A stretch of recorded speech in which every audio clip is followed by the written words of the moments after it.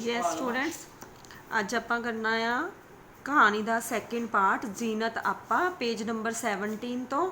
ਉਸ ਦਿਨ ਹਾਫ ਹੋ ਗਈ ਸੀ ਆਪਣੀ, ਸੈਕਿੰਡ ਪਾਰਟ ਸਟਾਰਟ ਕਰਾਂਗੇ।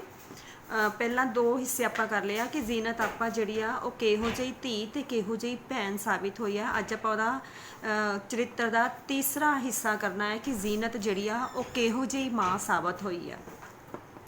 ਤੇ ਫਿਰ ਜ਼ੀਨਤ ਦੇ ਘਰ ਇੱਕ ਬੱਚਾ ਹੋਇਆ, ਅਗਲੇ ਸਾਲ ਹੋਰ ਇੱਕ ਬੱਚਾ, ਉਸ ਤੋਂ ਅਗਲੇ ਸਾਲ ਇੱਕ ਹੋਰ ਲੜਕਾ, ਤੇ ਫਿਰ ਹਰ ਵਰੇ ਮਤਲਬ ਹਰ ਸਾਲ ਇੱਕ ਬੱਚਾ ਜ਼ੀਨਤ ਦੇ ਹੋ ਜਾਂਦਾ। ਬੱਚਿਆਂ ਨਾਲ ਉਹਦਾ ਵਿਹੜਾ ਭਰ ਗਿਆ। ਬੱਚਿਆਂ ਦੇ ਖਲਜਗਨ ਮਤਲਬ ਪਰੇਸ਼ਾਨੀ ਵਿੱਚ ਡੁੱਬੀ ਜ਼ੀਨਤ ਕਿੰਨਾ ਚਿਰ ਆਪਣੇ ਅੱਬਾ ਦੇ ਫੇਰਾ ਨਾ ਮਾਰਦੀ। ਕਈ ਵਾਰ ਵਰਾ ਮਤਲਬ ਸਾਲ ਗੁਜ਼ਰ ਜਾਂਦਾ। ਬਹੁਤ ਉਦਰਦਾ ਮਤਲਬ ਉਦਾਸ ਹੁੰਦਾ ਤੇ ਉਹਦਾ ਅੱਬਾ ਉਹਨੂੰ ਜਾ ਕੇ ਮਿਲ ਆਉਂਦਾ। ਸੋ ਇੱਥੇ ਜਿਹੜਾ ਹੈ ਜ਼ੀਨਤ ਦੀ ਜ਼ਿੰਦਗੀ ਵਿਆਹ ਤੋਂ ਬਾਅਦ ਕਿਵੇਂ ਬਦਲੀ, ਕਿਵੇਂ ਜਿਹੜਾ ਸੀ ਉਹਦਾ ਵਿਹੜਾ ਬੱਚਿਆਂ ਦੇ ਨਾਲ ਭਰ ਗਿਆ। ਜਾਂ ਤੁਸੀਂ ਇੱਥੇ ਜਿਹੜਾ ਇਹ ਪੁਆਇੰਟ ਵੀ ਜੋੜ ਸਕਦੇ ਆ ਕਿ ਵਿਆਹ ਤੋਂ ਬਾਅਦ ਜਿਹੜਾ ਹੈ ਉਹਦੇ ਘਰ ਵਾਲੇ ਨੇ ਉਹਨੂੰ ਸਿਰਫ ਇੱਕ ਬੱਚੇ ਜੰਮਣ ਵਾਲੀ ਮਸ਼ੀਨ ਸਮਝਿਆ, ਜਿਹਦੇ ਕਰਕੇ ਹਰ ਸਾਲ ਉਹਦਾ ਬੱਚਾ ਹੁੰਦਾ ਔਰ ਉਹਦਾ ਵਿਹੜਾ ਪੂਰਾ ਬੱਚਿਆਂ ਨਾਲ ਭਰ ਗਿਆ। ਔਰ ਬੱਚਿਆਂ ਦੇ ਖਲਜਗਨ ਪਰੇਸ਼ਾਨੀ ਦੇ ਵਿੱਚ ਕਈ ਵਾਰੀ ਉਹ ਇੰਨੀ ਜ਼ਿਆਦਾ ਗਵਾਚ ਜਾਂਦੀ ਕਿ ਪੂਰਾ ਸਾਲ ਬੀਤ ਜਾਂਦਾ, ਵਰਾ ਬੀਤ ਜਾਂਦਾ। ਵਿਚਾਰੀ ਨੂੰ ਆਪਣੇ ਅੱਬਾ ਦੇ ਘਰ ਜਾਣ ਨੂੰ ਨਸੀਬ ਨਹੀਂ ਹੁੰਦਾ ਸੀ। ਔਰ ਕਈ ਵਾਰੀ ਜੇ ਉਹਦਾ ਮਨ ਬਹੁਤ ਜ਼ਿਆਦਾ ਹੀ ਉਦਾਸ ਹੁੰਦਾ, ਉਦਾਸ ਹੁੰਦਾ, ਬਹੁਤ ਜ਼ਿਆਦਾ ਉਹ ਉਦਾਸ ਹੋ ਜਾਂਦੀ, ਤਾਂ ਫਿਰ ਵੀ ਜਿਹੜਾ ਸੀ ਉਹਦੇ ਕੋਲ ਇੰਨਾ ਸਮਾਂ ਨਹੀਂ ਹੁੰਦਾ ਸੀ ਕਿ ਉਹ ਆਪਣੇ ਅੱਬਾ ਨੂੰ ਮਿਲ ਆਉਂਦੀ। ਤਾਂ ਫਿਰ ਅਖੀਰ ਕੀ ਹੁੰਦਾ, ਉਹਦਾ ਅੱਬਾ ਹੀ ਜਿਹੜਾ ਸੀ ਉਹਨੂੰ ਮਿਲਣ ਦੇ ਲਈ ਆ ਜਾਂਦਾ। ਸੋ ਇੱਥੇ ਵਿਆਹ ਤੋਂ ਬਾਅਦ ਜ਼ੀਨਤ ਦੀ ਜ਼ਿੰਦਗੀ ਕਿੱਦਾਂ ਬਦਲੀ, ਕਿਵੇਂ ਜਿਹੜਾ ਸੀ ਉਹ ਇੱਕ ਬੱਚੇ ਜੰਮਣ ਵਾਲੀ ਮਸ਼ੀਨ ਬਣ ਕੇ ਰਹਿ ਗਈ, ਉਹਦਾ ਵਿਹੜਾ ਬੱਚਿਆਂ ਦੇ ਨਾਲ ਭਰ ਗਿਆ। ਔਰ ਉਸ ਖਲਜਗਨ ਦੇ ਵਿੱਚ ਗਵਾਚੀ ਹੋਈ ਵਿਚਾਰੀ ਜਿਹੜੀ ਸੀ ਆਪਣੇ ਪੇਕੇ ਘਰ ਵੀ ਨਾ ਜਾ ਪਾਉਂਦੀ। ਜ਼ੀਨਤ ਵਰਗੀ ਕੋਈ ਮਾਂ ਹੋਵੇਗੀ, 7 ਦੇ 7 ਉਹਦੇ ਬੱਚੇ ਸਾਫ ਸੁਥਰੇ ਸੋਹਣੇ ਉਚੜੇ ਪੁਚੜੇ ਜ਼ੀਨਤ ਦੀ ਨੁਹਾਰ ਮਤਲਬ ਬਿਲਕੁਲ ਜ਼ੀਨਤ ਵਰਗੇ ਸਨ। ਸੋ ਇੱਥੇ ਜਿਹੜਾ ਆ ਤੁਸੀਂ ਖਾਸ ਧਿਆਨ ਦੇਣਾ ਕਿ ਜ਼ੀਨਤ ਦੇ ਕਿੰਨੇ ਬੱਚੇ ਸਨ। ਜ਼ੀਨਤ ਦੇ ਕੁੱਲ 7 ਬੱਚੇ ਸਨ। ਔਰ ਇਹਦੇ ਵਿੱਚ ਹੈਰਾਨਗੀ ਦੀ ਗੱਲ ਇਹ ਆ ਕਿ ਜਿਸ ਤਰ੍ਹਾਂ ਅਸੀਂ ਕਹਾਣੀ ਦੇ ਵਿੱਚ ਪੜ੍ਹਿਆ ਆ ਕਿ ਜ਼ੀਨਤ ਦਾ ਘਰ ਵਾਲਾ ਬਿਲਕੁਲ ਨਿਕੰਮਾ ਸੀ, ਨਾ ਉਹਦੀ ਸ਼ਕਲ ਚੱਜਦੀ ਸੀ ਤੇ ਨਾ ਹੀ ਉਹਦੇ ਕਰਮ ਚੱਜਦੇ ਸੀ। ਦੋਨੋਂ ਪਾਸੇ ਹੀ ਉਹ ਨਕਾਰਾ ਸੀ। ਪਰ ਜ਼ੀਨਤ ਜਿਹੜੀ ਸੀ ਉਹ ਇੱਕ ਅਜਿਹੀ ਮਾਂ ਸੀ ਜਿਸ ਦੇ 7 ਬੱਚੇ ਹੋਣ ਦੇ ਬਾਵਜੂਦ ਵੀ ਉਹਨਾਂ ਦੇ ਪਾਲਣ ਪੋਸ਼ਣ ਦੇ ਵਿੱਚ ਜ਼ੀਨਤ ਨੇ ਕੋਈ ਕਸਰ ਨਹੀਂ ਛੱਡੀ। ਹੋ ਸਕਦਾ ਸੀ ਕਿ ਬੱਚਿਆਂ ਦੇ ਉੱਪਰ ਉਹਦੇ ਪਿਤਾ ਦਾ ਮਾੜਾ ਸਾਇਆ ਪੈਂਦਾ, ਜਿਸ ਤਰ੍ਹਾਂ ਕਿ ਜ਼ੀਨਤ ਦਾ ਪਤੀ ਸ਼ਰਾਬੀ ਸੀ, ਸਾਰਾ ਦਿਨ ਵਿਹਲਾ ਫਿਰਦਾ ਸੀ, ਸ਼ਕਲ ਉਹਦੀ ਚੱਜ ਦੀ ਨਹੀਂ ਸੀ, ਅੱਖਾਂ ਉਹਦੀਆਂ ਵਿੱਚ ਨੂੰ ਵੜੀਆਂ ਹੋਈਆਂ ਸੀ। ਸੋ ਮਾੜੀਆਂ ਜਿਹੜੀਆਂ ਆ ਆਦਤਾਂ ਦਾ ਉਹ ਸ਼ਿਕਾਰ ਸੀ। ਪਰ ਜ਼ੀਨਤ ਜਿਹੜੀ ਸੀ ਉਹਨੇ ਆਪਣੇ ਬੱਚਿਆਂ ਦੇ ਉੱਪਰ ਪਿਤਾ ਦਾ ਬਿਲਕੁਲ ਵੀ ਮਾੜਾ ਸਾਇਆ ਨਹੀਂ ਪੈਣ ਦਿੱਤਾ। ਬਿਲਕੁਲ ਉਹਦੇ ਬੱਚੇ ਜ਼ੀਨਤ ਵਰਗੇ ਹੀ ਸਨ, ਬਿਲਕੁਲ ਸਾਫ ਸੁਥਰੇ ਸੋਹਣੇ ਜਿਸ ਤਰ੍ਹਾਂ ਜ਼ੀਨਤ ਰੱਜ ਕੇ ਸੋਹਣੀ ਸੀ, ਬਿਲਕੁਲ ਪਰੀ ਲੱਗਦੀ ਸੀ, ਉਸੇ ਤਰ੍ਹਾਂ ਉਹਦੇ ਬੱਚੇ ਵੀ ਜਿਹੜੇ ਸੀ ਬਹੁਤ ਸੋਹਣੇ, ਬਿਲਕੁਲ ਉਚੜੇ ਪੁਚੜੇ। ਜਿਸ ਤਰ੍ਹਾਂ ਜ਼ੀਨਤ ਦਾ ਕੱਦ ਬਹੁਤ ਉੱਚਾ ਲੰਬਾ ਸੀ, ਉਸੇ ਤਰ੍ਹਾਂ ਉਹਦੇ ਬੱਚੇ ਵੀ ਜਿਹੜੇ ਆ ਉੱਚੇ ਲੰਬੇ ਜ਼ੀਨਤ ਵਰਗੇ ਹੀ ਸਨ। ਪੜ੍ਹਨ ਵਾਲੇ ਪੜ੍ਹਨ ਵਿੱਚ ਸਭ ਤੋਂ ਅੱਗੇ, ਖੇਡਣ ਵਾਲੇ ਖੇਡਣ ਵਿੱਚ ਸਭ ਤੋਂ ਜ਼ਬਰ ਮਤਲਬ ਜ਼ਬਰਦਸਤ। ਸੋ ਜ਼ੀਨਤ ਦੇ ਜਿਹੜੇ ਬੱਚੇ ਆ ਉਹ ਪੜ੍ਹਾਈ ਤੇ ਖੇਡਾਂ ਦੋਨਾਂ ਦੇ ਵਿੱਚ ਹੀ ਅੱਗੇ ਸੀ, ਮਤਲਬ ਹੋਣਹਾਰ ਬੱਚੇ ਸੀ ਬਿਲਕੁਲ। ਉਹਦੇ ਨਿੱਕੀ ਕੁੱਛੜਲੀ ਧੀ ਜਿਵੇਂ ਗੁੱਡੀ ਹੋਵੇ। ਸੋ ਉਹਦੀ ਜਿਹੜੀ ਸਭ ਤੋਂ ਛੋਟੀ ਕੁੜੀ ਸੀ ਜ਼ੀਨਤ ਦੀ, ਜਿਹੜੀ ਕਿ ਹਜੇ ਉਹਦੇ ਕੁੱਛੜ ਗੋਦੀ ਦੇ ਵਿੱਚ ਹੀ ਸੀ, ਬਹੁਤ ਛੋਟੀ ਸੀ, ਉਹ ਤਾਂ ਬਿਲਕੁਲ ਗੁੱਡੀ ਲੱਗਦੀ ਸੀ, ਜਿਸ ਤਰ੍ਹਾਂ ਕੋਈ ਡਾਲ ਹੋਵੇ। ਸਭ ਤੋਂ ਛੋਟੀ ਤੇ ਸਭ ਤੋਂ ਪਿਆਰੀ ਖਿਡੌਣੇ ਦਾ ਖਿਡੌਣਾ, ਬਿਲਕੁਲ ਉਹਦੀ ਜਿਹੜੀ ਛੋਟੀ ਧੀ ਸੀ ਇੰਨੀ ਸੋਹਣੀ ਸੀ ਕਿ ਇੱਦਾਂ ਲੱਗਦਾ ਸੀ ਕਿ ਕੋਈ ਜਿਹੜਾ ਨਕਲੀ ਖਿਡੌਣਾ ਕਿਸੇ ਨੇ ਚੁੱਕਿਆ ਹੋਵੇ। ਉਸ ਦੇ ਬੱਚਿਆਂ ਦਾ ਬੈਠਣ ਦਾ ਸਲੀਕਾ ਮਤਲਬ ਬੈਠਣ ਦਾ ਢੰਗ, ਉੱਠਣ ਦਾ ਸਲੀਕਾ, ਗੱਲ ਕਰਨ ਦਾ ਸਲੀਕਾ, ਆਂਢ ਗੁਆਂਢ ਵਾਲੇ ਵੇਖ ਕੇ ਮੂੰਹ ਵਿੱਚ ਉਂਗਲੀਆਂ ਪਾ ਲੈਂਦੇ ਮਤਲਬ ਹੈਰਾਨ ਹੋ ਜਾਂਦੇ। ਸੋ ਜ਼ੀਨਤ ਦੇ ਜਿਹੜੇ ਬੱਚੇ ਆ ਉਹ ਇੰਨੇ ਕਹਿ ਲਓ ਕਿ ਅਕਲ ਵਾਲੇ ਬੁੱਧੀਮਾਨ ਬੱਚੇ ਸੀ, ਪੜ੍ਹਾਈ ਵਿੱਚ ਅੱਗੇ, ਖੇਡਾਂ ਵਿੱਚ ਅੱਗੇ। ਉਹਨਾਂ ਦੇ ਉੱਠਣ ਦਾ, ਬੈਠਣ ਦਾ, ਗੱਲ ਕਰਨ ਦਾ ਢੰਗ ਜਿਹੜਾ ਸੀ ਉਹ ਇੰਨਾ ਵਧੀਆ ਸੀ ਕਿ ਸਾਰੇ ਦੇਖ ਕੇ ਹੈਰਾਨ ਹੋ ਜਾਂਦੇ ਸੀ ਕਿ ਜਿਸ ਤਰ੍ਹਾਂ ਉਹਦਾ ਬਾਪ ਹੈ, ਜਿਸ ਦੀਆਂ ਕਹਿ ਲਓ ਕਿ ਆਦਤਾਂ ਇੰਨੀਆਂ ਜ਼ਿਆਦਾ ਮਾੜੀਆਂ ਹਨ, ਪਰ ਜ਼ੀਨਤ ਨੇ ਆਪਣੇ ਬੱਚਿਆਂ ਦਾ ਪਾਲਣ ਪੋਸ਼ਣ ਇੰਨਾ ਵਧੀਆ ਕੀਤਾ ਆ ਕਿ ਉਹਦੇ ਸਾਰੇ ਹੀ ਬੱਚੇ ਜਿਹੜੇ ਸੀ ਬਹੁਤ ਹੋਣਹਾਰ ਸੀ। ਸਾਰੇ ਆਂਢ ਗੁਆਂਢ ਵੇਖ ਵੇਖ ਕੇ ਹੈਰਾਨ ਹੁੰਦੇ ਸੀ ਕਿ ਕਿਸੇ ਵੀ ਬੱਚੇ ਦੇ ਉੱਪਰ ਉਹਦੇ ਪਿਤਾ ਦਾ ਮਾੜਾ ਸਾਇਆ ਨਹੀਂ ਹੈ। ਕਿਸੇ ਬੱਚੇ ਦਾ ਮੱਥਾ ਤੱਤਾ ਹੁੰਦਾ, ਮਤਲਬ ਕਿਸੇ ਵੀ ਬੱਚੇ ਨੂੰ ਬੁਖਾਰ ਹੁੰਦਾ, ਜ਼ੀਨਤ ਨੂੰ ਖਾਣ ਪੀਣ ਵਿਸਰ ਜਾਂਦਾ ਮਤਲਬ ਭੁੱਲ ਜਾਂਦਾ। ਸੋ ਕੀ ਹੁੰਦਾ ਕਿ ਜੇਕਰ ਜ਼ੀਨਤ ਜਿਹੜੀ ਆ ਉਹਨੂੰ ਆਪਣੇ ਬੱਚਿਆਂ ਦੀ ਇੰਨੀ ਜ਼ਿਆਦਾ ਚਿੰਤਾ ਸੀ ਕਿ ਜੇਕਰ ਕੋਈ ਵੀ ਬੱਚਾ ਉਹਦਾ ਬਿਮਾਰ ਹੋ ਜਾਂਦਾ, ਕਿਸੇ ਦਾ ਵੀ ਮੱਥਾ ਗਰਮ ਹੁੰਦਾ, ਤਾਂ ਜ਼ੀਨਤ ਨੂੰ ਉਹਦੀ ਚਿੰਤਾ ਲੱਗ ਜਾਂਦੀ ਸੀ, ਉਹਨੂੰ ਖਾਣਾ ਪੀਣਾ ਭੁੱਲ ਜਾਂਦਾ। ਝੱਲੀ ਮਤਲਬ ਕਮਲੀ, ਝੱਲੀ ਹੋਈ ਉਹਨੂੰ ਕੁੱਛੜ ਲੈ ਕੇ ਬੈਠੀ ਰਹਿੰਦੀ, ਕਦੀ ਕੋਈ ਦਾਰੂ ਕਰਦੀ, ਕਦੀ ਕੋਈ ਦਵਾਈ ਦਿੰਦੀ, ਹੱਥ ਟੱਡ ਕੇ ਦੁਆਵਾਂ ਮੰਗਦੀ ਰਹਿੰਦੀ। ਸੋ ਕਰਦੀ ਕਿ ਜੇਕਰ ਉਹਦਾ ਕੋਈ ਵੀ ਬੱਚਾ ਬਿਮਾਰ ਹੋ ਜਾਂਦਾ, ਉਹਨੂੰ ਖਾਣਾ ਪੀਣਾ ਭੁੱਲ ਜਾਂਦਾ, ਤਾਂ ਜਿਹੜੀ ਜ਼ੀਨਤ ਸੀ ਉਹਨੂੰ ਕੁੱਛੜ ਚੱਕ ਕੇ ਬੈਠੀ ਰਹਿੰਦੀ, ਉਹਨੂੰ ਦਵਾਈਆਂ ਲੈ ਕੇ ਦਿੰਦੀ ਅਤੇ ਹਮੇਸ਼ਾ ਹੀ ਰੱਬ ਅੱਗੇ ਆਪਣੇ ਬੱਚੇ ਦੀਆਂ ਸਲਾਮਤੀ ਦੀਆਂ ਦੁਆਵਾਂ ਮੰਗਦੀ ਰਹਿੰਦੀ, ਮੰਨਤਾਂ ਮੰਗਦੀ ਰਹਿੰਦੀ, ਖੈਰਾਤਾਂ ਮੰਗਦੀ ਰਹਿੰਦੀ।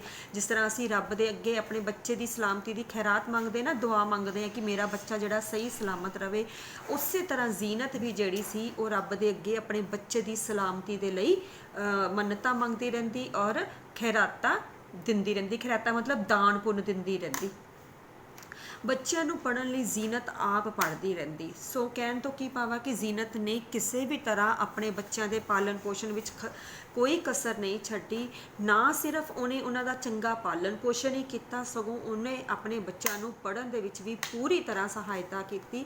ਪੌਣਿਆਂ ਢਾਂਚਿਆਂ ਦੇ ਪਹਾੜੇ, ਅਕਬਰ ਔਰੰਗਜ਼ੇਬ ਦੀਆਂ ਲੜਾਈਆਂ, ਫਾਰਸੀ ਅਰਬੀ ਦੀਆਂ ਗਰਦਾਨਾਂ। ਸੋ ਅੱਗੇ ਜਿਹੜੇ ਪਹਾੜੇ ਚੱਲਦੇ ਸੀ ਪੌਣੇ ਢਾਂਚਿਆਂ ਦੇ, ਉਹ ਅਕਬਰ ਔਰੰਗਜ਼ੇਬ ਦੀਆਂ ਜਿੰਨੀਆਂ ਵੀ ਲੜਾਈਆਂ ਹੋਈਆਂ, ਜੋ ਵੀ ਸਾਡਾ ਇਤਿਹਾਸ ਆ ਉਹਦੇ ਬਾਰੇ, ਤੇ ਅਰਬੀ ਤੇ ਫਾਰਸੀ ਜਿਹੜੀਆਂ ਉਹਨਾਂ ਦੀਆਂ ਗਰਦਾਨਾਂ ਸਨ, ਉਹਨਾਂ ਸਾਰਿਆਂ ਬਾਰੇ ਜਿਹੜੀ ਸੀ ਉਹਨੇ ਆਪਣੇ ਬੱਚਿਆਂ ਨੂੰ ਜਾਣਕਾਰੀ ਦਿੱਤੀ। ਤੇ ਫਿਰ ਜ਼ੀਨਤ ਦਾ ਘਰ ਵਾਲਾ ਗੁਜ਼ਰ ਗਿਆ ਮਤਲਬ ਮਰ ਗਿਆ। 4 ਦਿਨ ਬਿਮਾਰ ਆ, ਖਤਮ ਹੋ ਗਿਆ। ਮਾਮੂਲੀ ਜਿਹਾ ਬੁਖਾਰ ਸੀ, ਇੱਕ ਵਾਰ ਪਲੰਗ ਤੇ ਪਿਆ, ਫਿਰ ਉੱਠ ਨਾ ਸਕਿਆ। ਸੋ ਅਖੀਰ ਕੀ ਹੋਇਆ ਕਿ ਜ਼ੀਨਤ ਦਾ ਘਰ ਵਾਲਾ ਉਹਦਾ ਸਾਥ ਛੱਡ ਗਿਆ। ਕੋਈ ਬਹੁਤਾ ਜ਼ਿਆਦਾ ਬਿਮਾਰ ਵੀ ਨਹੀਂ ਹੋਇਆ, 4 ਦਿਨ ਬਿਮਾਰ ਆ, ਪਰ ਅਜਿਹਾ ਉਹ ਮੰਜੇ ਤੇ ਪਿਆ ਕਿ ਫਿਰ ਉਹ ਉੱਠ ਨਾ ਸਕਿਆ ਤੇ ਅਖੀਰ ਉਹ ਰੱਬ ਨੂੰ ਪਿਆਰਾ ਹੋ ਗਿਆ। ਇਤਨੇ ਵੱਡੇ ਜ਼ਿਮੀਂਦਾਰ ਦੀ ਇਸ ਬੇਵਕਤ ਮੌਤ ਦਾ ਲੋਕਾਂ ਨੇ ਪਿੱਟ ਪਿੱਟ ਕੇ ਟੋਟੇ ਲਾ ਸੁੱਟੇ। ਮਤਲਬ ਕੀ ਹੈ ਕਿ ਜਦੋਂ ਇੰਨਾ ਵੱਡਾ ਜ਼ਿਮੀਂਦਾਰ ਸੀ ਕਿ ਔਰ ਜਿਹਦੀ ਕਹਿ ਲਓ ਕਿ ਮੌਤ ਦਾ ਹਜੇ ਕੋਈ ਉਮੀਦ ਵੀ ਨਹੀਂ ਸੀ, ਜਦੋਂ ਅਚਾਨਕ ਉਹ ਬਿਮਾਰ ਪਿਆ ਔਰ ਰੱਬ ਨੂੰ ਪਿਆਰਾ ਹੋਇਆ, ਤਾਂ ਸਾਰੇ ਹੀ ਪਿੰਡ ਵਾਲਿਆਂ ਨੇ ਜਿਹੜਾ ਸੀ ਜ਼ੋਰ ਜ਼ੋਰ ਕੇ ਤਾਹਾਂ ਮਾਰ ਮਾਰ ਕੇ ਰੋ ਰੋ ਕੇ ਆਪਣਾ ਬੁਰਾ ਹਾਲ ਕੀਤਾ ਹੋਇਆ ਸੀ।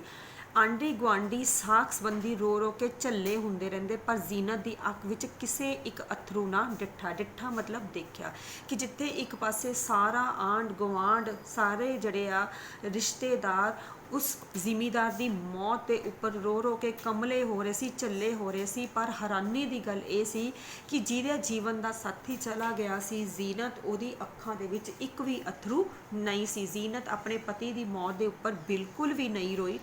ਉਸ ਦਾ ਖਵੰਦ ਬਿਮਾਰ ਪਿਆ, ਉਹ ਸ਼ਾਂਤ ਅਡੋਲ ਸੀ ਕਿ ਜਦੋਂ ਜ਼ੀਨਤ ਦਾ ਪਤੀ ਬਿਮਾਰ ਹੋਇਆ ਤਾਂ ਉਹ ਬਿਲਕੁਲ ਸ਼ਾਂਤ ਸੀ। ਉਹਦੇ ਜਿਹੜੀ ਆ ਕਹਿ ਲਓ ਕਿ ਕਿਸੇ ਪ੍ਰਕਾਰ ਦੀ ਕੋਈ ਵੀ ਤਬਦੀਲੀ ਵੇਖਣ ਦੇ ਵਿੱਚ ਨਜ਼ਰ ਨਹੀਂ ਆਈ। ਉਸਦੇ ਖਵੰਦ ਦੀ ਹਾਲਤ ਨਾਜ਼ੁਕ ਹੋ ਗਈ, ਮਤਲਬ ਕਿ ਉਹਦਾ ਜਿਹੜਾ ਪਤੀ ਸੀ ਉਹਦੀ ਹਾਲਤ ਜਿਹੜੀ ਸੀ ਉਹ ਮਾੜੀ ਹੋ ਗਈ। ਉਹਨੂੰ ਦਿਖਦਾ ਪਿਆ ਸੀ ਕਿ ਉਹਦਾ ਪਤੀ ਜਿਹੜਾ ਹੈ ਜ਼ਿਆਦਾ ਢਿੱਲਾ ਹੋਇਆ ਆ। ਉਹ ਸ਼ਾਂਤ ਅਡੋਲ ਸੀ, ਪਰ ਤਾਂ ਵੀ ਉਹਦੇ ਸੁਭਾਅ ਵਿੱਚ ਕੋਈ ਤਬਦੀਲੀ ਨਹੀਂ ਆਈ। ਉਹ ਬਿਲਕੁਲ ਸ਼ਾਂਤ ਔਰ ਚੁੱਪ ਸੀ। ਉਸਦਾ ਖਵੰਦ ਠੰਡਾ ਹੋ ਗਿਆ, ਮਤਲਬ ਮਰ ਗਿਆ। ਅਖੀਰ ਉਹਦਾ ਪਤੀ ਜਿਹੜਾ ਸੀ ਉਹਦਾ ਸਾਥ ਛੱਡ ਗਿਆ, ਮਰ ਗਿਆ। ਉਹ ਤਾਂ ਵੀ ਬਿਲਕੁਲ ਸ਼ਾਂਤ ਤੇ ਅਡੋਲ ਸੀ।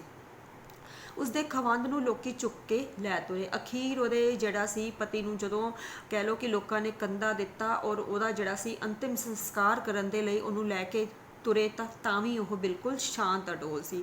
ਉਸਦੇ ਖਵੰਦ ਨੂੰ ਦਫਨਾਇਆ ਗਿਆ, ਉਹ ਸ਼ਾਂਤ ਅਡੋਲ ਸੀ। ਅਖੀਰ ਜਿਹੜਾ ਆ ਉਹਦੇ ਪਤੀ ਨੂੰ ਦਫਨਾ ਦਿੱਤਾ ਗਿਆ, ਉਹਦਾ ਅੰਤਿਮ ਕਿਰਿਆ ਕਰਮ ਕੀਤਾ ਗਿਆ, ਪਰ ਤਾਂ ਵੀ ਜ਼ੀਨਤ ਦੇ ਵਿੱਚ ਕੋਈ ਤਬਦੀਲੀ ਵੇਖਣ ਨੂੰ नहीं मिली। उसके खवंद नूं दफना के लोकी मुड़ आए, वो शांत अडोल सी। लोकी जीनत के मूँह वल वेख वेख के हैरान हुंदे, ਉਹਦੇ ਬੱਚਿਆਂ ਨੂੰ ਗਲ ਲਾ ਲਾ ਰੋਂਦੇ, पर जीनत ਦੀਆਂ ਪਲਕਾਂ ਗਿੱਲੀਆਂ ਨਾ ਹੋਈਆਂ। ਇੱਕ ਦਿਨ, 2 दिन, 3 दिन, ਹਫਤਾ, 10 दिन, ਤੇ ਫਿਰ जीनत ਟੰਮਾ ਟੀਹਾ ਮਤਲਬ ਆਪਣਾ ਸਮਾਨ ਚੁੱਕ ਕੇ ਆਪਣੇ ਪੇਕੇ ਆ ਗਈ। ਸੋ ਅਖੀਰ ਕੀ ਹੋਇਆ ਕਿ ਜਦੋਂ जीनत ਦਾ ਪਤੀ ਮਰ ਗਿਆ, ਸਾਰੇ ਲੋਕ ਜਿਹੜੇ ਸੀ ਹੈਰਾਨ ਸੀ, ਉਹਦੇ ਬੱਚਿਆਂ ਨੂੰ ਗਲ ਲਾ ਲਾ ਰੋਂਦੇ ਸੀ ਕਿ ਹੁਣ ਉਹਦੇ ਭੋਲੇ ਭਾਲੇ ਬੱਚਿਆਂ ਦਾ ਕੀ ਬਣੇਗਾ, ਕਿਵੇਂ जीनत ਜਿਹੜਾ ਆ ਉਹਨਾਂ ਦਾ ਪਾਲਣ ਪੋਸ਼ਣ ਕਰੇਗੀ। ਪਰ जीनत ਦੀ ਜਿਹੜੀਆਂ ਅੱਖਾਂ ਦੇ ਵਿੱਚ ਇੱਕ ਵੀ ਅਥਰੂ ਨਹੀਂ ਸੀ। ਅਖੀਰ ਉਹਨੇ ਜਿਹੜਾ ਸੀ ਕੁਝ ਸਮਾਂ ਬੀਤਿਆ ਤੇ ਫਿਰ ਆਪਣਾ ਸਮਾਨ ਚੁੱਕ ਕੇ ਆਪਣੇ ਅੱਬਾ ਦੇ ਘਰ ਆ ਗਈ। ਆਪ ਆ ਗਈ, ਆਪਣੇ ਬੱਚਿਆਂ ਨੂੰ ਵੀ ਲੈ ਆਈ। ਆਪਣੇ ਅੱਬਾ ਦੀ ਇੱਕੋ ਧੀ, ਆਪਣੇ ਵੀਰਾਂ ਦੀ ਇੱਕੋ ਇੱਕ ਭੈਣ जीनत ਕਿਸ ਨੂੰ ਭਾਰੀ ਸੀ। ਉਹਦੀਆਂ ਲੱਖ ਖਾਤਰਾਂ ਹੁੰਦੀਆਂ, ਲੱਖ ਖਾਤਰਾਂ ਮਤਲਬ ਉਹਦੀ ਜਿਹੜੀ ਸੀ ਖੂਬ ਸੇਵਾ ਕੀਤੀ ਜਾਂਦੀ। पर लोकी अचंभा हुंदे सन, अचंभा मतलब हैरान हुंदे सन। अपने खवंद की मौत उत्ते जीनत ने एक हौका नहीं भरिया सी। जीनत दा बुढ़ा प्यो अपनी बच्ची के दुख का सोच सोच के हैरान हुंदा रहिंदा। आंढी गवांढी हैरान सन। उसदे बच्चियां दा प्यो तुर गया सी ते बच्चियां दी माँ ने कदी एक बार उसनूं याद नहीं सी कीता। सो अखीर जिहड़ा है जदों जीनत दा पति उहनूं छड्ड के चला गया, जीनत जिहड़ी सी अपने बच्चियां नूं लैके अपने पेके घर आ गई। और इहदे विच जिहड़ा सी कोई शक नहीं सी कि जीनत जिहड़ी सी अपने पेकिਆਂ ਦੀ लाडली सी, कल्ली कल्ली धी सी, इस करके भरावां नूं ते प्यो नूं प्यारी सी। इस करके बेशक ਉਹਦੀ बहुत खातर हुंदी, बहुत सेवा हुंदी, पर सारे आंढी गुआंढी ਜਿਹੜੇ ਸੀ ਉਹ ਇਸ ਚੀਜ਼ ਤੋਂ ਹੈਰਾਨ ਸਨ ਕਿ जीनत ਦਾ ਪਤੀ ਔਰ ਉਹਦੇ ਬੱਚਿਆਂ ਦਾ ਪਿਤਾ ਜਿਹੜਾ ਆ ਉਹਨੂੰ ਛੱਡ ਕੇ ਤੁਰ ਗਿਆ ਆ। ਪਰ जीनत ਦੀਆਂ ਅੱਖਾਂ ਦੇ ਵਿੱਚ ਇੱਕ ਵੀ ਅਥਰੂ ਨਹੀਂ ਹੈ, ਜਾਂ ਕਹਿ ਲਓ ਕਿ ਉਹਦੇ ਚਿਹਰੇ ਦੇ ਉੱਪਰ ਇੱਕ ਵੀ ਦੁੱਖ ਦਾ ਭਾਵ ਨਜ਼ਰ ਨਹੀਂ ਆ ਰਿਹਾ ਕਿ ਕਿਵੇਂ ਜਿਹੜੀ है जीनत अपनी ज़िंदगी हुण कट्टेगी। कई महीने गुजर गए। बैठे बैठे एक दिन जीनत आपा दे खवंद का जिक्र आया तो वह चुप हो गए। ਜਦੋਂ ਵੀ ਉਹਦੇ ਘਰ ਵਾਲੇ ਦਾ ਕਦੀ ਚਰਚਾ ਛਿੜਦਾ ਸੀ ਤਾਂ ਉਹ ਚੁੱਪ ਹੋ ਜਾਂਦੀ ਸੀ। ਉਸ ਦਿਨ ਅਸੀਂ ਇਕੱਠੇ ਸਾਂ ਤੇ ਮੈਂ ਖਾਸ ਤੌਰ ਉੱਤੇ ਉਸ ਤੋਂ ਪੁੱਛਿਆ, जीनत आपा ਤੁਸੀਂ ਇੱਕ ਅਥਰੂ ਨਹੀਂ ਘੇਰਿਆ, ਤੁਹਾਡੇ ਸਿਰ ਦਾ ਮਾਲਕ ਤੁਹਾਡੇ ਸਿਰ ਤੋਂ ਉੱਠ ਗਿਆ। ਅਖੀਰ ਜਿਹੜਾ ਸੀ ਜਦੋਂ ਇਹ ਦੇਖਿਆ ਕਿ जीनत ਜਿਹੜੀ ਆ ਉਹ ਆਪਣੇ ਪਤੀ ਦੀ ਮੌਤ ਦੇ ਉੱਪਰ ਜਰਾ ਵੀ ਦੁਖੀ ਨਹੀਂ ਹੈ, ਜਰਾ ਵੀ ਉਹ ਰੋਈ ਨਹੀਂ ਹੈ, ਤਾਂ ਅਖੀਰ ਜਿਹੜਾ ਆ ਕਹਾਣੀਕਾਰ जीनत ਨੂੰ ਪੁੱਛਦਾ ਆ कि जीनत आपा कि तुहाडा जिहड़ा सिर दा मालक मतलब तुहाडा जिहड़ा पति है वो तुहानूं छड्ड के चला गया आ, हुण तुसीं इकल्ले आ। पर हैरानगी की गल है कि तुहाडीआं अखां दे विच एक भी अथरू नहीं है, एक भी विछोड़े दा जिहड़ा आ ओह भाव नहीं है कि तुहाडा पति तुहानूं छड्ड के चला गया है। हुण किस तरह तुहाडा गुजारा होएगा, किस तरह जिहड़ी है तुहाडी जिंदगी कट्टेगी। तां उस समय जिहड़ी है ਇਹ ਕਹਿ ਲਓ ਕਿ ਜਿਸ ਤਰ੍ਹਾਂ जीनत ਦੇ ਅੰਦਰ ਇੱਕ ਦੁੱਖਾਂ ਦਾ ਗੁਬਾਰ ਭਰਿਆ ਹੋਇਆ ਸੀ, ਉਹਨੇ ਆਪਣੇ ਦੁੱਖਾਂ ਨੂੰ ਅੰਦਰ ਸਾਂਭ ਕੇ ਰੱਖਿਆ ਹੋਇਆ ਸੀ। ਉਸ ਦਿਨ ਉਹਦਾ ਸਾਰਾ ਦੁੱਖ ਜਿਹੜਾ ਸੀ ਰੋ ਰੋ ਕੇ ਫੁੱਟਿਆ। ਔਰ ਉਹ ਕੀ ਬਿਆਨ ਕਰਦੀ ਹੈ, ਕਿਸ ਦੇ ਸਿਰ ਦਾ ਮਾਲਕ। जीनत ਆਪਾਂ ਅੱਗੋਂ ਤੜਫ ਕੇ ਬੋਲੀ ਕਿ ਜਿਸ ਤਰ੍ਹਾਂ ਕੋਈ ਕਹਿ ਲਓ ਨਾ ਕਿ ਕਿਸੇ ਦੇ ਬੰਦੇ ਦੁਖੀ ਬੰਦੇ ਨੂੰ ਉਹਦੇ ਹੋਰ ਦੁਖੀ ਕਰ ਦਿੱਤਾ ਗਿਆ ਹੋਵੇ, ਉਹਦੇ ਦੁੱਖਾਂ ਨੂੰ ਛੇੜ ਦਿੱਤਾ ਗਿਆ ਹੋਵੇ, ਉਸੇ ਤਰ੍ਹਾਂ ਜਿਹੜਾ ਸੀ जीनत ਜਿਹੜੀ ਪਹਿਲਾਂ ਹੀ ਦੁੱਖਾਂ ਦੇ ਨਾਲ ਅੰਦਰੋਂ ਭਰੀ ਪਈ ਸੀ, ਉਹ ਤੜਫ ਕੇ ਬੋਲੀ ਕਿ ਕਿਸ ਦੇ ਸਿਰ ਦਾ ਮਾਲਕ, ਕਿਸ ਦੇ ਸਿਰ ਦਾ ਮਾਲਕ, ਮੇਰਾ ਕੋਈ ਖਵੰਦ ਨਹੀਂ। ਕਹਿਣ ਤੋਂ ਕੀ ਭਾਵ ਹੈ ਕਿ जीनत ਨੇ ਬੇਸ਼ੱਕ ਉਸ ਇਨਸਾਨ ਨਾਲ ਵਿਆਹ ਕਰਾਇਆ ਸੀ ਜਿਸ ਨੂੰ ਉਸਦੇ ਅੱਬਾ ਨੇ ਚੁਣਿਆ ਸੀ, ਜੋ ਉਸਦੇ ਅੱਬਾ ਦੀ ਪਸੰਦ ਸੀ, ਪਰ ਇੰਨੇ ਸਾਲਾਂ ਤੋਂ ਬਾਅਦ ਵੀ जीनत ਨੇ ਉਸਨੂੰ ਕਦੀ ਵੀ ਆਪਣਾ ਪਤੀ ਸਵੀਕਾਰ नहीं किया सी। एक दिन भी उसनों कदी अपना खवंद नहीं समझा। जीनत ने कदी भी उस बंदे नूं अपना पति नहीं समझा, कदी भी उन्होंने दिलों स्वीकार नहीं किया। मैं तो एक पल ਲਈ भी कदी उसकी तरीमत नहीं बनी। तरीमत मतलब पत्नी। सो कहते ना कि जिस तरह औरत ते मर्द का ਜਾਂ कह लो कि पति पत्नी का रिश्ता जोड़ा है दो रूहां का रिश्ता हुंदा आ। ਜਦੋਂ ਕਹਿੰਦੇ कि दो रूहां मिलदियां है ना तो उदों पति पत्नी का रिश्ता जोड़ा आ वो सही मायने दे विच सफल रिश्ता मन्निया जाता है। पर इत्थे तां रिश्ते की नींह जिहड़ी है वो कमज़ोर है। क्यों? क्योंकि जिहड़ी जीनत सी उन्हें कदी भी अपने पति नूं अपना पति स्वीकार ही नहीं सी कीता। सो ये रिश्ता जिहड़ा सी सिर्फ उन्हें अपनी अब्बा की खुशी दे लई निभाया या स्वीकार किया, पर दिलों कदी भी वो इस रिश्ते नूं निभा नहीं सकी। हाँ कोई प्यो हो सकता है, किसी के बच्चों का कोई प्यो हो सकता है, पर किसी के दिल के तख्त हज़ारे का कोई रांझा नहीं बन सकता। सो इत्थे जिहड़ी है जीनत अपने अंदरूनी दुखों को बयान करती है कि जिहड़ा उहदा पति सी वो सिर्फ उहदे बच्चों का प्यो ही सी, सिर्फ जिहड़े उहदे 7 बच्चे सी उन्हां दा प्यो हो सकता है, पर वो उसके दिल के तख्त हज़ारे का रांझा नहीं है। जिहड़ा रांझा सी वो तख्त हज़ारे का रहन वाला सी, और जिहड़ी हीर सी वो झंग सियालां दी रहन वाली सी। सो जिहड़ी हीर सी वो रांझे नूं अपने दिलों प्यार करदी सी, और उन्हां दोनां दा रिश्ता जिहड़ा सी ना वो अज तक भी उन्हां दी प्रीत कहानी जिहड़ी है ना अज भी याद कीती जाती है। पर इत्थे जिहड़ी कहानी आ वो बिल्कुल उल्ट है, क्योंकि कदे भी जीनत ने अपने पति नूं अपने दिल दे तख्त हज़ारे का रांझा स्वीकार नहीं किया, भाव कभी भी उन्होंने अपने पति के रूप में स्वीकार नहीं किया। किसी की मर्जी तो बिना कोई किसी का घर वाला हो सकता है, पर दिल वाला नहीं हो सकता। जीनत का बंद बंद मतलब अंग अंग फरियाद कर रहा सी, पुकार, फरियाद मतलब पुकार। सो अखीर ते जड़ी है जीनत रो रो के अपना दुख बयान करती है कि कोई जड़ा है वो किसी का घर वाला तो हो सकता है, मतलब दुनिया दी नज़रों के विच उहदा घर वाला तो बन सकता आ, पर कभी भी दिल वाला मतलब उहदा रिश्ता कभी भी जड़ा आ वो दिलों नहीं बन सकता। क्यों? क्योंकि जीनत ने कभी उसनू दिल तो अपना पति मन्निया ही नहीं सी, ते फिर वो फुट फुट के रोन लगी। सो अज जीनत ने जिहड़ा सी अपना पूरा दुख बयान कर दिता सी, जिवें कह लो ना कि अंदर उहदे गुबार भरिया होया सी। जदों उहनूं पुछया गया तो अखीर उहने रो रो के दुखी होके अपना सारा दुख बयान किया कि कदे भी उसने अपने पति नूं पति मन्निया ही नहीं। ये रिश्ता सिर्फ दुनिया दी नज़रां दे विच रिश्ता बनिया, पर असल मायने च दिलों की उन्हां दी आपस विच कोई भी सांझ नहीं सी। वरा 2 वरे मतलब साल 2 साल जीनत फिर अपने पिंड की जिंद जान बन गए। सो हौली हौली जिहड़ी जीनत सी उन्हें अपने पुराने दुखों को भुलाया, और जिस तरह पहला जीनत हसदी खेडदी अपने पिंड की सब तो प्यारी कुड़ी सी, हरमन प्यारी सब की जिंद जान सी, उस तरह जिहड़ी सी जीनत पहला वांग ही बन गई। हसदी रहिंदी लोकां नूं हसाउंदी रहिंदी, जिस तरह पहला वो सारे पिंड दे विच जिहड़ी आ लाडली धी होण करके सारियां नूं हसाउंदी रहिंदी सी, सारियां दे काम करदी रहिंदी सी, लोकां दे काम आउंदी रहिंदी। उसदे मूँह तो गुम होई उहदी लाली फिर उहदियां गल्लां उत्ते आ गई। जिस तरह आपां कहानी विच पढ़िया सी कि लाल सुरख उहदियां गल्लां सी, पर जदों उहदा विआह कीता गया तां उहदियां गल्लां दी सारी लाली जिहड़ी सी ओह उड गई, खुशी उहदी सारी गुम हो गई सी। पर जिवें ही वो अपने पिंड वापस आई, जिस तरह ही वो पहला वर्गे माहौल दे विच रहना उहने शुरू किया, तां उहदे चेहरे दी जिहड़ी लाली सी वो वापस आ गई।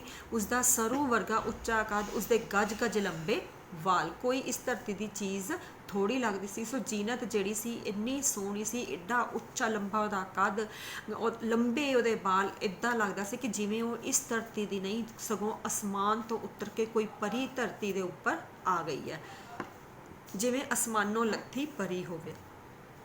हर वेड़े विच उसदी उड़ीक रहिंदी, हर अंगन विच उसदी आस लगी रहिंदी। सो हर वेड़े दे विच जिहड़ी सी उसदी उड़ीक रहिंदी सी कि कदों जीनत आएगी ते कदों उन्हां दे वेड़े दे विच रौनक लगेगी। सो ये जिहड़ा अज पाठ कीता आ उहदे विच 2 चीज़ां साबित होईयां कि जीनत किहो जिही मां साबित होई है। इह 'च तुसीं स्पैशल जिहड़ा आ जोर पाना आ कि उहने अपनी जिहड़ी विहुता जिंदगी दा असर अपने मां वाली जिहड़े चरित्र दे उपर नहीं पैन दित्ता सी। बेशक वो अपने विहुता जीवन तो खुश नहीं सी, सुखी नहीं सी, पर बहुत चंगी वो एक मां साबित हुई है। और इत्थे तुसीं ये भी दसना आ कि बेशक उन्हें दुनिया दियां नज़रां दे विच इस रिश्ते नूं निभाया जो उहदे पिता ने उहदे लई चुनिया सी, जो उहदे अब्बा ने करार कीता सी, उस रिश्ते नूं उहने निभाया जरूर, पर दिल तो कदी भी वो उस रिश्ते नूं स्वीकार नहीं कर पाई, कदी भी वो उसकी पत्नी बन के नहीं रह सकी। सो जिहड़ी जीनत है वो एक चंगी धी, एक चंगी भैन ते एक बहुत ही चंगी मां साबित हुई है। पर जे असी ये देखिए तो पत्नी के तौर पर बेशक उन्हें रिश्ते नूं निभाया जरूर, पर वो उस रिश्ते नूं दिलों कदी भी स्वीकार नहीं कर सकी। ओके डियर स्टूडेंट्स, बेटा अपनी ना जिन्ना भी सिलेबस आ ਕਾਈਂਡਲੀ ਆਪਣਾ ਜਿਹੜਾ ਹੈ ਮੈਨੂੰ ਫੀਡਬੈਕ ਭੇਜੋ ਕਿ ਤੁਹਾਨੂੰ ਕਿਸ ਪਾਰਟ ਦੇ ਵਿੱਚ ਪ੍ਰੋਬਲਮ ਆ ਰਹੀ ਆ, ਤਾਂ ਕਿ ਜਿਹੜਾ ਹੈ ਉਸ ਰਿਲੇਟਡ ਤੁਹਾਡੀ ਰਿਵੀਜ਼ਨ ਹੋ ਸਕੇ, ਕਿਉਂਕਿ ਚੈਪਟਰ ਤਾਂ ਜਿਹੜੇ ਆ ਉਹ ਹੋ ਹੀ ਰਹੇ ਆ। ਇਸ ਤੋਂ ਇਲਾਵਾ ਜੇ ਕਿਸੇ ਵੀ ਟੌਪਿਕ ਦੇ ਵਿੱਚ ਰਾਜੇ ਤੁਹਾਨੂੰ ਪ੍ਰੋਬਲਮ ਆ ਰਹੀ ਹੈ ਨਾ, ਤਾਂ ਕਾਈਂਡਲੀ WhatsApp ਦੇ ਉੱਪਰ ਮੈਨੂੰ ਮੈਸੇਜ ਕਰੋ, ਤਾਂ ਕਿ ਜਿਹੜੀ ਆ ਤੁਹਾਨੂੰ ਕੋਈ ਵੀ ਪੇਪਰ ਦੇ ਵਿੱਚ ਫਿਰ ਪ੍ਰੋਬਲਮ ਨਾ ਆਵੇ। ਕੋਈ ਵੀ ਗ੍ਰਾਮਰ ਪਾਰਟ ਦੇ ਵਿੱਚ, ਕੋਈ ਕਿਸੇ ਲੈਸਨ ਦੇ ਵਿੱਚ ਜੇ ਪ੍ਰੋਬਲਮ ਆ ਰਹੀ ਹੈ, then send your views immediately to me on my WhatsApp number, ਤਾਂ ਕਿ ਜਿਹੜੀ ਮੈਂ ਨੈਕਸਟ ਵੀਡੀਓ ਬਣਾਉਣੀ ਹੈ ਜਾਂ ਜੇ ਤੁਸੀਂ ਕੋਈ ਵੀ ਕਲਾਸ ਲਗਾਉਣਾ ਚਾਹੁੰਦੇ ਹੋ ਤਾਂ ਕਾਈਂਡਲੀ ਇਨਫੋਰਮ ਮੀ ਅਰਲੀਅਰ। ਠੀਕ ਹੈ ਬੱਚੇ।